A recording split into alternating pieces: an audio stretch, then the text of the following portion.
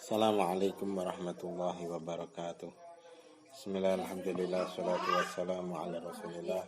Wala hawla wala quwata illa billah. Rabbi shrah li sadri wa yassir li amri wahlul 'uqdatam min lisani yafqahu qawli. Amma ba'd. Kembali lagi dalam kajian metode pemahaman hadis. Kita masih dalam tema besar pemahaman hadis secara kontekstual, yang mana subtema pada kali hari ini adalah hadis dan kondisi sosial atau kondisi sosial dalam hadis. Bahwa di antara hal yang dapat membantu kita dalam memahami hadis adalah mengetahui kondisi sosial yang terjadi saat Rasulullah SAW menyampaikan sabdanya. Kondisi sosial pada Nabi SAW terkadang berbeda dengan kondisi sosial sekarang ini. Berikutnya, hadis yang berkaitan dengan kondisi saat itu tidak boleh dipraktikkan dan diamalkan secara harfiah atau secara tekstual pada kondisi saat ini, karena kondisi sosialnya berbeda. Jika tetap dipraktikkan, maka kesimpulan hukum tidak tepat, bahkan dapat menyalahi sunnah Rasulullah SAW yang lainnya. Kita ambil contoh dua kasus, yaitu dua hadis. Hadis yang pertama yaitu hadis tentang sholat memakai sandal. Sebagaimana Imam Abu Dawud meriwayatkan dalam kitabnya, yaitu kitab Sunan Abu Dawud, dari Abi Sa'id Al-Khudri radhiyallahu anhu berkata, "Bainama Rasulullah sallallahu alaihi wasallam yusalli bi ashabihi idh khala'ana 'alaihi fawada'ahuma an yasarihi falamma ra'a dhalika al-qaumu alqawni 'alahum falamma qada Rasulullah sallallahu alaihi wasallam salatahu qala ma hamalakum ala ilqa'i ni'alikum qalu ra'aynaka alqaitana 'alaika fa alqaina ni'alana faqala Rasulullah sallallahu alaihi wasallam inna Jibril atani fa akhbarani anna fihi ma qadaran aw qala adhan wa qala idza jaa ahadukum ila al-masjid falyanzur fa in ra'a fi na'alaihi qadaran aw adhan falyamsahhu wal yusalli fihima."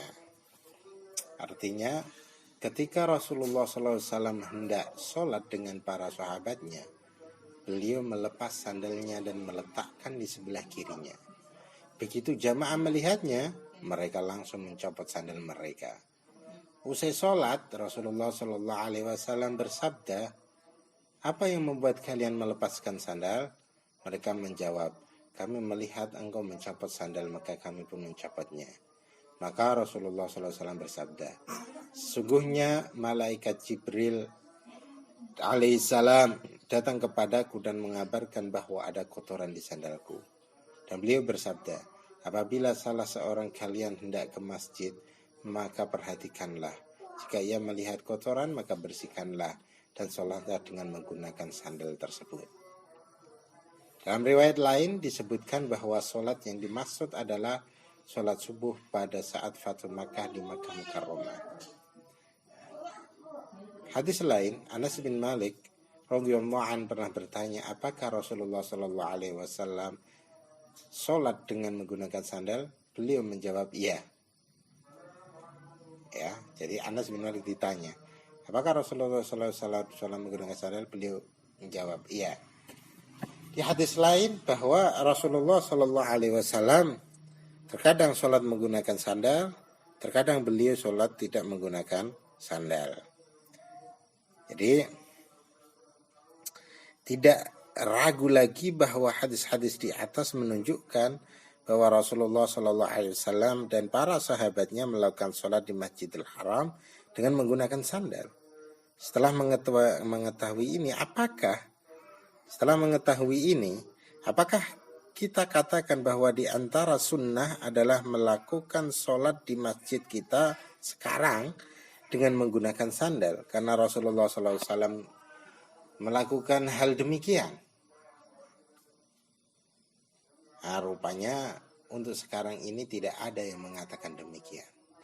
Sebab setiap orang mengetahui bahwa kondisi sosial pada masa Nabi Muhammad SAW berbeda dengan kondisi sosial pada masa kita sekarang ini. Masjid pada masa Nabi Muhammad SAW merupakan sepetak tanah berbentuk persegi yang dikelilingi oleh pagar atau dinding di bagian sisi-sisinya. Lantainya beralaskan pasir atau kerikil dan kerikil. Model masjid seperti ini kondisial untuk menggunakan sandal, sepatu atau sejenisnya. Nih, adapun masjid-masjid kita pada masa sekarang jauh berbeda dari masjid yang ada pada masa Nabi Muhammad SAW. Lantai masjid sekarang terdiri dari keramik atau marmer. Tidak ada seorang pun yang memasuki masjid kecuali telah meletakkan sandalnya. Di masjid sekarang tidak ada yang sholat dengan menggunakan sandal. Sebagian lantai masjid pada masa sekarang sudah beralaskan karpet merah, maka setiap orang tidak boleh mengenakan sandal di dalam masjid. Maka hadis yang disebut di atas hanya boleh diamalkan untuk kondisi masjid yang sama seperti masjid-masjid pada masa Nabi Muhammad SAW. Adapun untuk masjid-masjid pada masa sekarang, hadis tersebut tidak boleh diamalkan secara tekstual. Ya, sebagian ulama mengatakan bahwa ilat dianjurkannya sholat memakai sandal itu bukan kondisi sosial, melainkan untuk berbeda dengan kebiasaan orang Yahudi dan Nasrani, sebagaimana sabda Rasulullah SAW, khaliful yahud fa innahum la yusalluna fi ni'alihim wa la khifafihim. Bersikaplah berbeda dengan kaum Yahudi karena mereka tidak sholat dengan memakai sandal dan sepatu. Diriwayatkan Abu Dawud, Hakim dan Baihaqi. Dalam riwayat Ibnu Hibban menambahkan wan nasara, orang-orang Nasrani. Nih, ya sebagian ulama kalau ilatnya itu maka bukan kondisi sosial itu. Imam Al-Minawi berkata sebagian ulama salaf memahami hadis ini secara zahir. Ia berpendapat siapa yang sandalnya terkena najis lalu menggosokkannya ke tanah maka menjadi suci dan boleh memakainya untuk sholat. Ini adalah pendapat Imam Syafi'i dalam qaul qadimnya. Sedangkan pendapat beliau yang baru justru sebaliknya, harus dicuci. Di antara syariat Nabi Musa alaihissalam adalah melepas sandal saat sholat. Karena sebagaimana sebuah ayat, ikhla' na'alaik, lepaskan sandalmu. Alasan kenapa disuruh melepas sandal? Penyebab keharusan untuk melepas sandal adalah karena bahannya dari kulit bangkai keledai. Yang mana bangkai keledai itu najis. Oleh sebab itu diperintahkan untuk berbeda dari perilaku kaum Yahudi dalam hal ini. Begitu juga menurut Imam Al-Iraqi, hikmah melakukan sholat dengan mengenakan sandal adalah berbeda dengan ahlul kitab, sebagaimana telah disinggung di atas. Di samping ada kekhawatiran kalau sandalnya dilepas nanti dicuri orang atau dibawa anjing untuk bermain. Sebagaimana Imam Iraqi mengatakan, saya pernah mencopot sandal suatu saat tiba-tiba seekor anjing memungutnya lalu bermain-main dengannya dan menajisinya. Selanjutnya kebolehan mengenakan sandal itu jika tidak diketahui adanya najis di dalamnya. Yang sangat bagus sekali yaitu pendapat Ibnu Battal. Ibnu Battal berkata, memahami tentang anjuran untuk memakai sandal itu, bahwa beliau mengatakan kebolehan ini dipahami untuk kondisi ketika sandal itu tidak najis, sebagaimana dikatakan oleh Qushairi, hal ini sebagai rukhsah atau dispensasi, bukan anjuran, bukan mandub, karena tidak masuk dalam kategori perbuatan yang harus dikerjakan ketika sholat. Itu tidak ada termasuk min sunnani sholah as-sholah ala ni'al. Ini jadi kita bisa memahami bahwa bahkan Kiai Haji Ali Mustafa Ya'qub mengatakan beliau berkeliling ke 33 negara dari barat sampai timur dan menyempatkan diri untuk sholat di masjid-masjid di negara-negara tersebut. Semuanya tidak ada yang sholat memakai sandal di dalam masjid sekarang ini. Karena itu beliau mengatakan ini termasuk konsensus para ulama, ijma' para ulama. Kalau sekarang kondisi masjid yang sudah berkeramik, bermarmer, berkarpet yang mewah itu, mereka semuanya tidak ada yang menganjurkan untuk sholat dengan menggunakan sandal, sepatu, atau yang sejenisnya. Ini hadis yang pertama. Hadis yang kedua yang harus kita memahami kondisi sosial waktu hadis itu ada adalah hadis tentang meludah di masjid. Hal ini hal yang sengaja dengan mengenakan sandal di dalam masjid saat sholat adalah meludah di masjid. Imam Bukhari telah meriwayatkan dari Anas bin Malik, anna Nabiya sallallahu alaihi wasallam ra'a nukhamatan fil qiblah fashaqqa ala dhalika alaih hatta ru'ya fi wajhihi faqama fahakkahu biyadi faqala inna ahadakum idza qama fi salatihi fa innahu yunaji rabbah aw inna rabbahu bainahu wa bainal qiblah fala yabzuqanna ahadukum qibala qiblatihi walakin an yasarihi aw tahta qadamaihi thumma akhadha tarafa ridaihi fabasaqa fihi thumma radda ba'dahu ala ba'd faqala aw yaf'alu hakadha. Bahwa Nabi Muhammad SAW melihat dahak di bagian kiblat. Beliau merasa berat hingga terlihat perubahan di raut wajahnya. Kalau beliau itu agak marah, itu perubahan di raut wajah tampak. Beliau pun berdiri dan menggosok dahak itu dengan tangannya. Lalu bersabda, sesungguhnya salah seorang kalian ketika sedang sholat, ia sedang bermunajat kepada Tuhannya.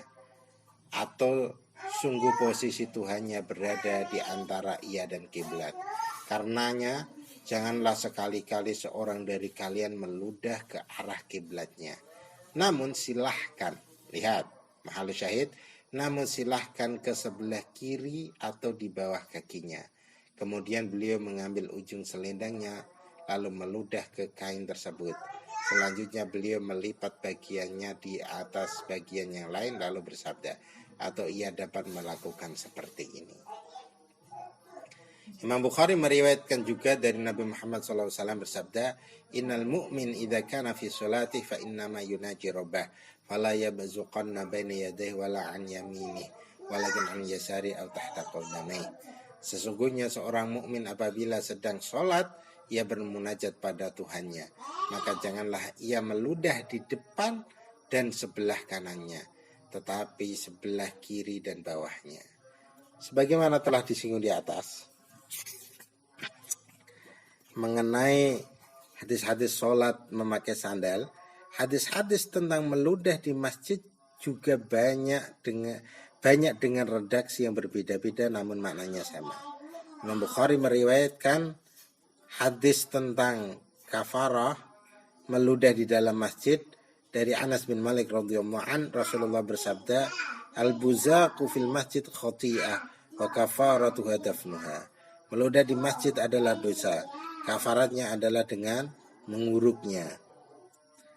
Tidak diragukan bahwa lantai masjid pada masa Nabi Shallallahu Alaihi Wasallam berbeda dari lantai masjid pada masa sekarang.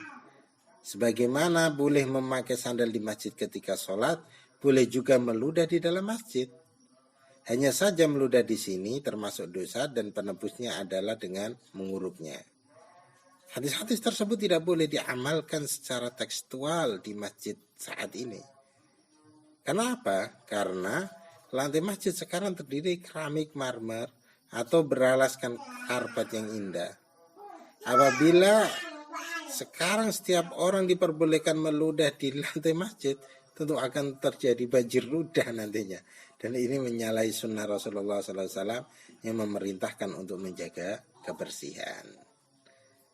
Ini contoh kedua dari kita harus memahami hadis, melihat kondisi sosial yang ada pada waktu itu. Kita tidak bisa mengamalkan secara tekstual hadis tersebut sehingga kita melakukan dengan dalil ini sunnahnya Rasulullah Shallallahu Alaihi Wasallam. Mungkin cukup sekian dari kami, kurang lebihnya mohon maaf. Wallahu muwaffiq ila aqwamit thoriq. Wassalamualaikum warahmatullahi wabarakatuh.